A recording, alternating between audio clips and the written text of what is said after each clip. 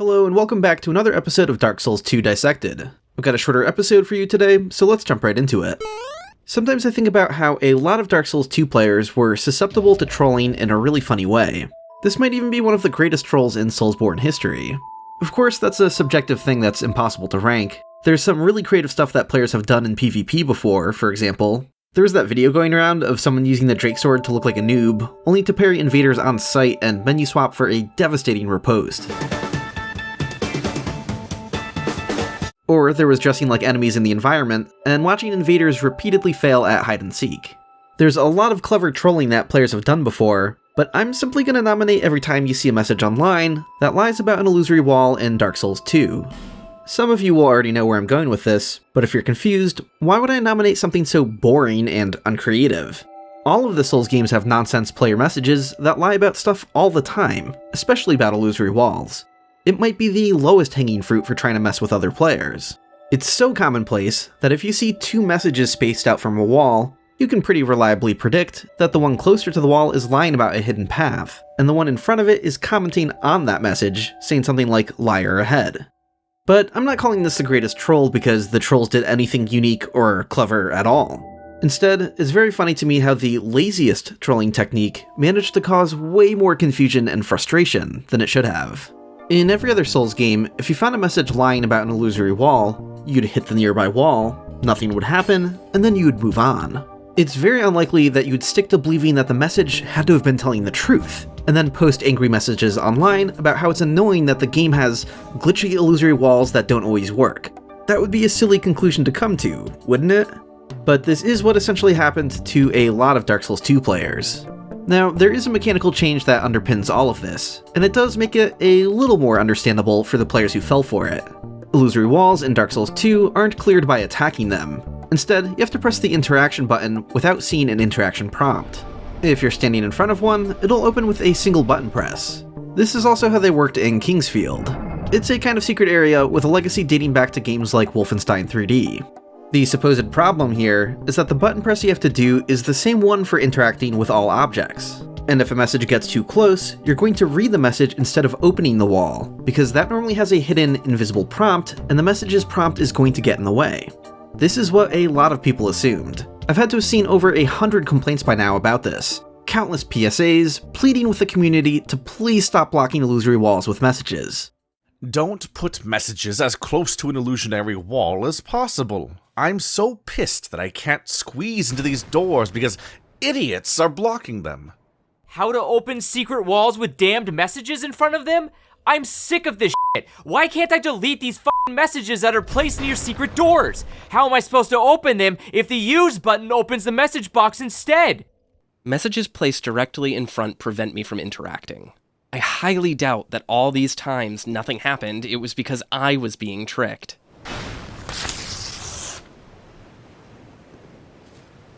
Are you sure about that? Now, I don't want to be too mean to any particular person here. If this was you, thousands of people were thinking the same thing. You're not alone. But it is still very funny, because it's completely wrong. Messages can't block illusory walls. If you think this happened to you, it didn't, but a lot of people are convinced it did, and that's what makes it such an interesting phenomenon to me. It's a pretty hilarious emergent result of changing how illusory walls open. I'm far from the only person to point this out, and I wouldn't say that even a majority of players are necessarily fooled by this. In most of these threads complaining about it, there's usually a handful of people explaining that if there actually was an illusory wall there, they would have been able to open it. I remember having some conversations where it felt like I was going against the grain to explain that it was a non-issue, but thankfully that is pretty widely understood now. Though what's interesting to me is that despite the community generally being caught up on this, there's often guessing and confusion as to why it's not a problem. Fextra recommends quickly mashing the interaction prompt after reading a message so you can sneak interacting with the wall in. Some players believe that messages are automatically pushed away from illusory walls so they can't be too close to them, and that's why they don't get in the way. So with all of that in mind, I'm hoping I can finally clear this up. And I'll also talk a bit more broadly about interaction priority as well.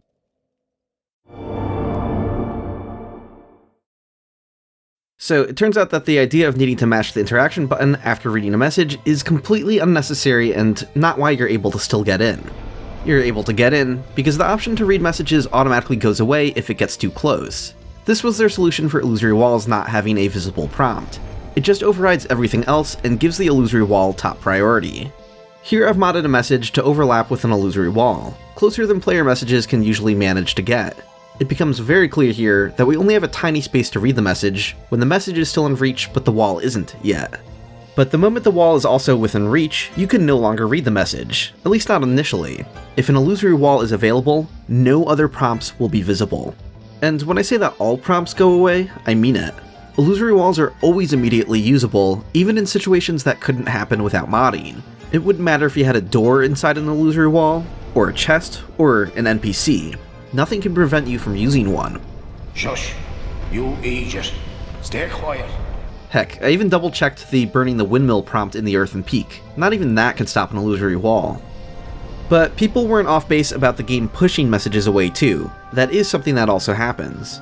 As I try placing a message inside this one, it winds up a few feet further back. I can appreciate the extra precaution. While this wasn't totally necessary, nor the actual reason why we can still use them, it's a nice feature to have because it does add some extra polish. What if you wanted to read a message and didn't know an illusory wall was there? It'd be a little awkward if you were just trying to read a message, but the prompt didn't show, and then you opened the wall by accident without even trying. Although, when I call this a feature, I might be guilty of being a little generous, because it's not entirely clear if this was even intentional. The reason the message gets pushed back appears to be an artifact of unstable ground. If you're unfamiliar with what unstable ground means in the context of a Souls game, it refers to locations where the game will refuse to save your position. For example, if you quit and reload when standing on the rotating bridge in Anor Londo, you'll find that despite the game saving every time you quit, your character will be moved back to the last patch of solid ground they were on. I believe this was implemented for two main reasons. They probably wanted to be careful with things like movable objects. You'd want to avoid the obvious problem of saving your position while the object is moving, but even when it's standing still, just in case the game hiccups and takes an extra moment to load the object's collision, or remember its latest position as you're spawning in, they wouldn't want you clipping through and falling out of the map. But also, bloodstains refuse to follow you onto unstable ground, and will wind up back on solid ground as well, so they were trying to be protective of bloodstains winding up in unfortunate places. Messages also get pushed off of unstable ground. I imagine the primary purpose of this, if it wasn't just a downstream effect of the other things being implemented, is to help avoid having a bunch of floating messages around. If you could place messages here, then someone else who gets here for the first time and hasn't moved the bridge yet would be able to see floating messages, and that could look like a mess. Now, I don't believe that the decision to surround illusory walls with unstable ground in Dark Souls II was an accident or unintentional in any way. While previous illusory walls didn't work the same way, there are other breakable walls that did, so there is a precedent for this. However, it originates from concerns about quitting and reloading next to these things, rather than a message getting in the way, because of course a message wasn't going to block this kind of wall from being broken. Certain objects getting unstable ground in Dark Souls 2 probably followed the same basic reasoning. The problem with these is that if you somehow manage to get on the opposite side of one without opening it, you won't be able to open it from the reverse side, and that's not great. So I suspect the primary reason for making them unstable is just to be extra careful about the player potentially clipping into an illusory wall when quitting and reloading. But were they also thinking about player messages specifically when deciding to do this? It's possible, but we really have no idea. There have been other unintended results of unstable ground before, like being able to turn the rotating bridge into a backstab-free PvP arena, so it's difficult to say. You can watch my video on the breakable objects of Dark Souls 1 for a bit more discussion on unstable ground. Anyways, like I said a moment ago, I only got this message that close to the wall through modding, but players can sometimes get messages closer than they're supposed to. In this example from the Forest of Fallen Giants, it appears that the way the message was placed on these stairs allowed it to get nearby. But then, we just see the expected thing happen, where the message's interaction prompt disappears as soon as the wall's in reach, and it doesn't reappear until we open the wall or take a step back. Something I find interesting in all this is that I managed to find one comment back from when the game was just 4 months old from someone who identified the actual reason why illusory walls can't be blocked, noticing that they couldn't read messages at the same time. While back then I knew it was somehow giving priority to illusory walls, I didn't know the specific mechanism, and I don't think I'd heard anyone else explain it this way. So someone basically figured it out back then, only to be talked down from this explanation when the next user convinced them that pushback was involved, and that they simply wound up back in range of a pushed back message after opening an illusory wall. We were so close to having the right answer. So with the whole illusory wall situation cleared up, let's talk a bit more broadly about the priority of interaction prompts.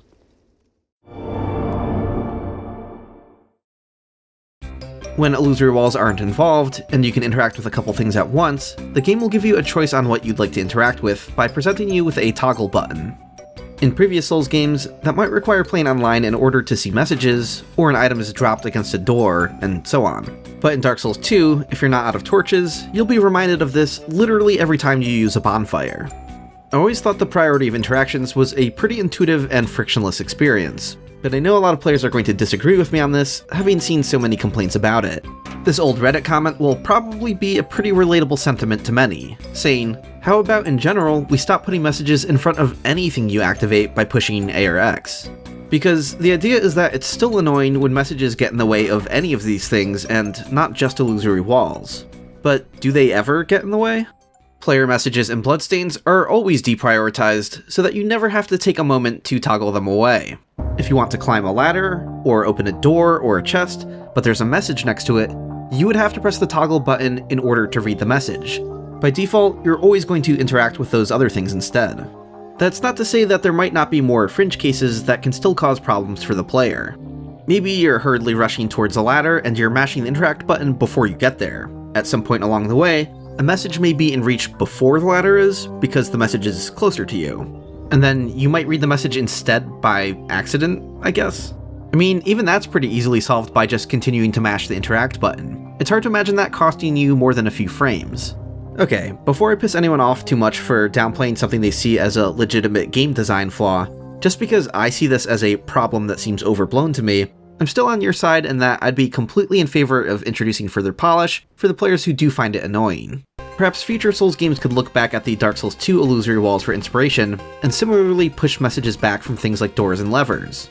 Even though the priority system seems sufficient to me, helping declutter the space of interactable objects a bit further would still be a good thing.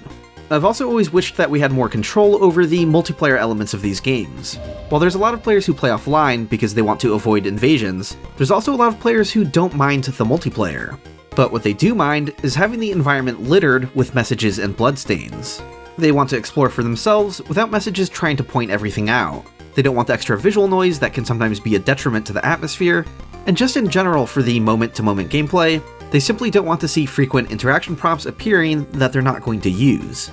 That makes perfect sense to me, and if we had a way of toggling those off, it could be helpful for the players who are worried about accidentally interacting with messages. So what do you think? Am I completely off base here? Do I just have a different playstyle causing me to overlook how this is actually a common problem for a lot of players? I always found that if you wanted to interact with an object and not read a message by accident, it was never any more difficult than just ignoring the message entirely and not even thinking about it.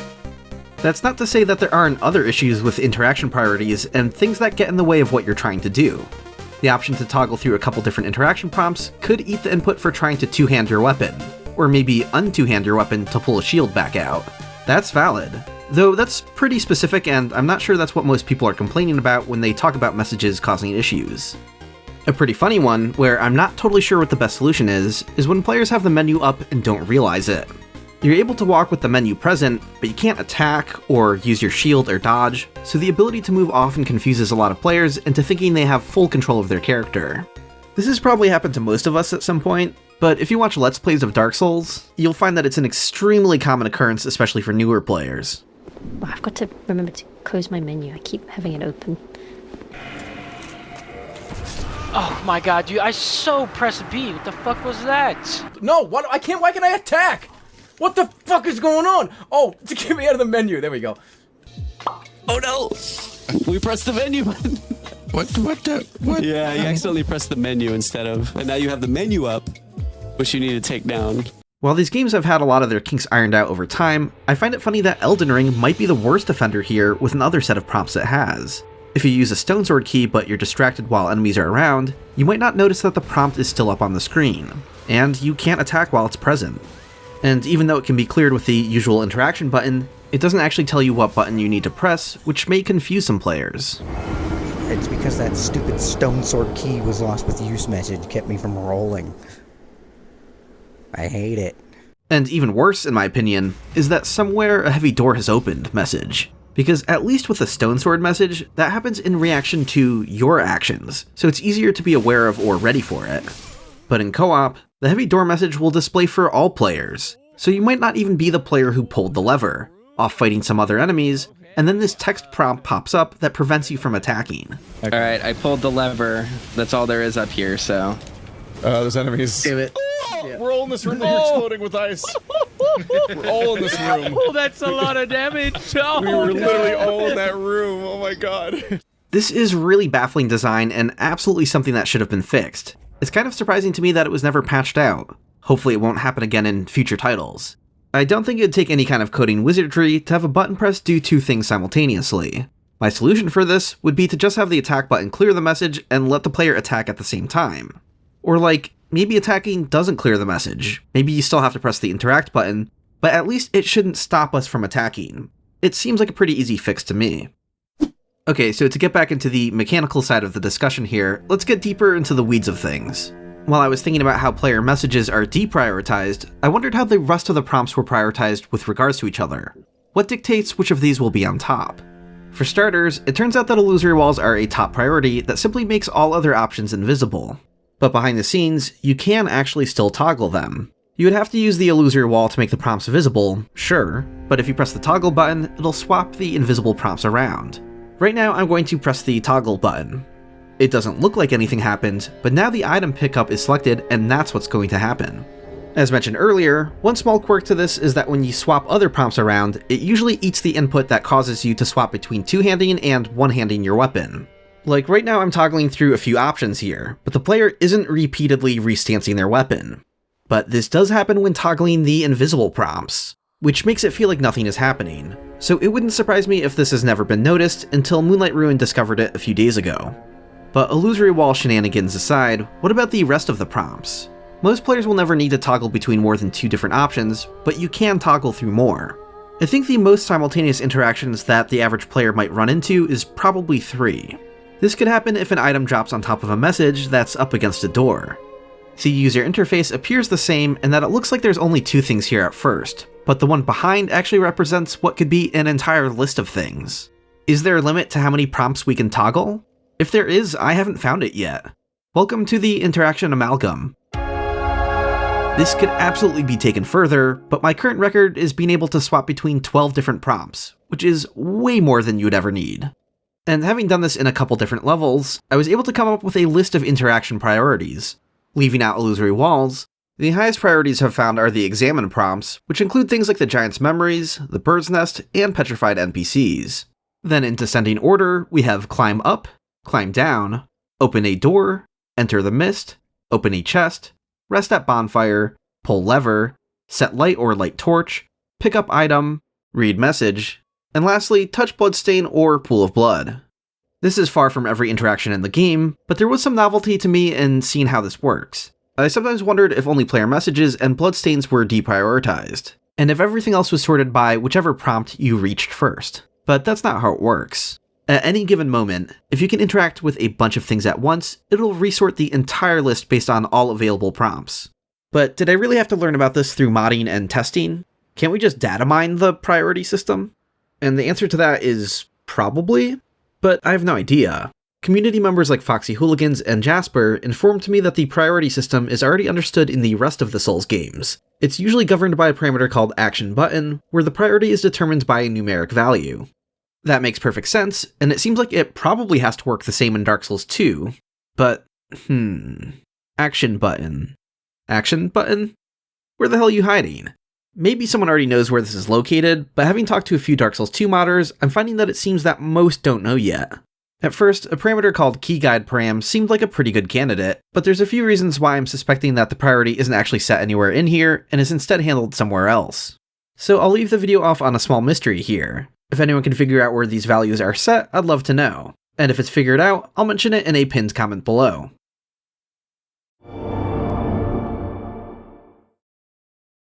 Well, that about wraps things up.